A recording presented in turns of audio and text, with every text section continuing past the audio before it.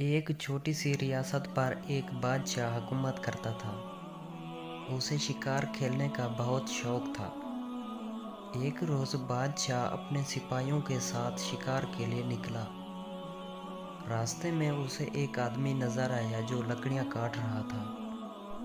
قریب ہی ایک گدھا بندھا ہوا تھا اور ایک جھونپڑی بھی نظر آ رہی تھی۔ بادشاہ یہ دیکھ کر بہت حیران ہوا کہ اس غریب کی جھونپڑی بہت چھوٹی تھی اور اس میں صرف ایک آدمی ہی لیٹ سکتا تھا۔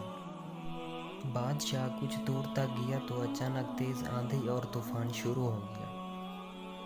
بادشاہ کے سپاہیوں نے فوراً اسے واپس جانے کا مشورہ دیا، لیکن بادشاہ نے کہا کہ تم سب واپس چلے جاؤ، میں تو اس آدمی کی جھونپڑی میں رات گزاروں گا۔ یہ سن کر تمام سپاہی حیرت زدہ رہ گئے۔ ایک نے کہا کہ بادشاہ سلامت اس جھونپڑی میں مشکل سے ایک آدمی رہ سکتا ہے، آپ ہمارے ساتھ واپس اپنے محل میں چلیں۔ مگر بادشاہ اپنی بات پر قائم تھا۔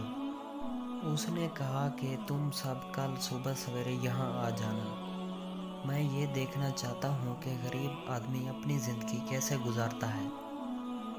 چنانچہ جب اس کے تمام سپاہی واپس چلے گئے تو بادشاہ اس آدمی کی جھونپڑی میں پہنچ گیا۔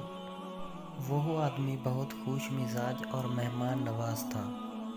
اس نے بادشاہ کا بھرپور استقبال کیا، اسے گرم دودھ پیش کیا جو اس کی پالتو بکری کا تھا۔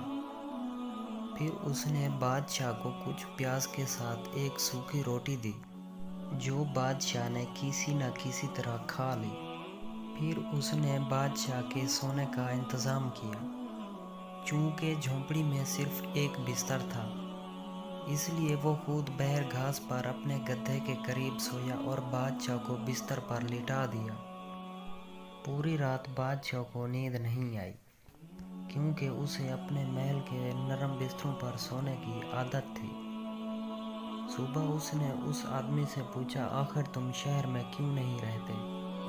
آدمی نے کہا، بادشاہ سلامت، میرے پاس اتنے پیسے نہیں ہوتے کہ میں شہر کے کرائے برداشت کر سکوں، اس وجہ سے ادھر رہنے پر مجبور ہوں۔ بادشاہ کو یہ سن کر بہت دکھ ہوا۔ اس نے فوراً اپنے محل کا ایک کمرہ اسے مفت میں دینے کا حکم دیا اور شاہی خزانے سے اس کے لیے ماہانہ وظیفہ بھی جاری کروا دیا۔ دوستو، اس طرح کی آپ کو اردو کہانیوں کے ریلیٹڈ نئی ویڈیو ملتی رہیں گی۔ اگر آپ نے ہمارے یوٹیوب چینل کو سبسکرائب نہیں